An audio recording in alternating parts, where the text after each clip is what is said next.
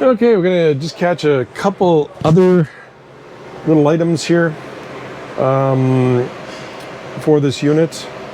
One would be raising and lowering the roof. And I think we already talked about that a little bit. So we got this, this part of the circuit, this switch. So if it's open, I'm going to turn on the power here. This is not lit up. I push the button here on this. You got power, they turn blue, you got power there.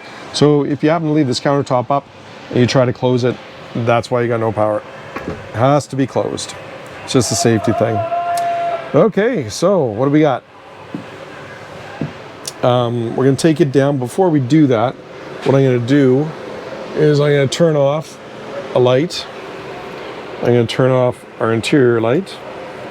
I'm going to kill this fan. So it's on 10 speed right now just because it's really warm here. So I'm going to turn it down. I always like to turn it down first. And then I power it off. So switches there. You'll see what I'm talking about once you actually play with it. You also got the reverse, right? So you can reverse the fan rotation. Check your manual. I'm pretty sure that it says do not reverse above the speed of 2.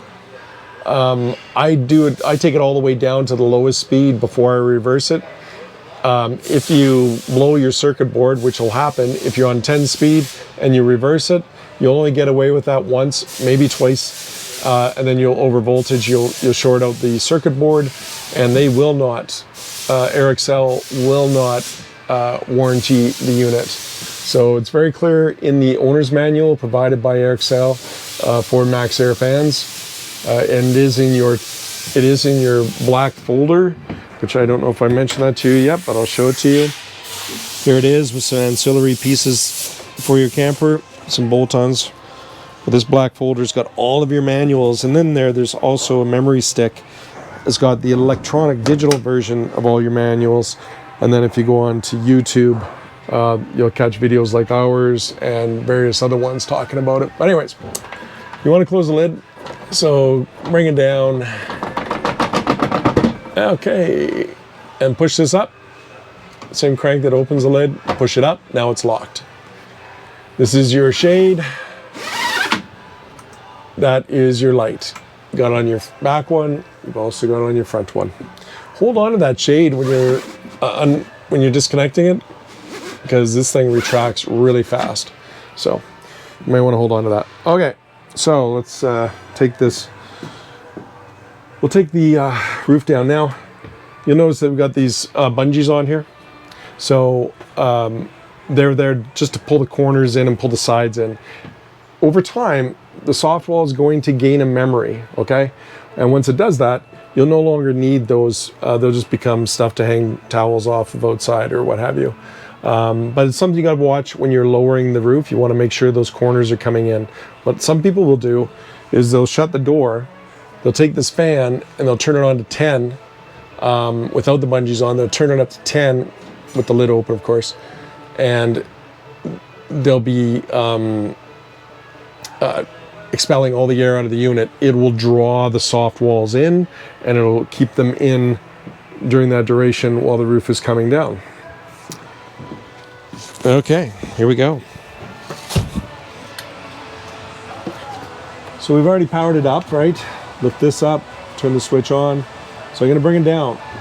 So as I'm doing that, I'm gonna keep an eye on all my corners. I can do that. It's looking good. And then once I get down, I'm gonna hold it for 10 seconds. 5, 6, 7, 8, 9, 10. I'm gonna turn the switch off, close that. There's no power, we're good to go. The reason why I hold that switch on for 10 seconds, I do it both going up and when I'm going down, because each one of these actuators has limit switches on the bottom and on the top. So they all move at a different rate. So you want to make sure that they all limit out in each direction. So hence, when you're going up or down, hold it for an additional 10 count, and then you will be assured that they all go and hit their limits. What does that mean if they don't?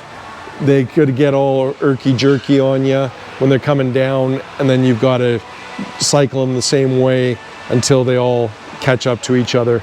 So it's just best if you just have the same practice every time, you're good to go. And then I just walk around on the outside and I have a look. I was monitoring the corners as it was coming down. As you can see, it's good. Make sure all your doors are locked, except for your propane, you can't. But make sure all your doors are locked for travel, including your entry door. Now with that entry door, as I suggested before, with your key, make sure that you lock this deadbolt all the time. Always lock the deadbolt, not just the handle. If you do just the handle and you don't do the deadbolt, I can guarantee you at some point, this door is going to be flinging open and somebody will come up beside you waving at you, hey, your door's open. So that's pretty much it. Anyways, hope you enjoy your OEV Hudson Bay. It's a great unit. And we look forward to hearing back from you and talking to you about all the adventures you've been on.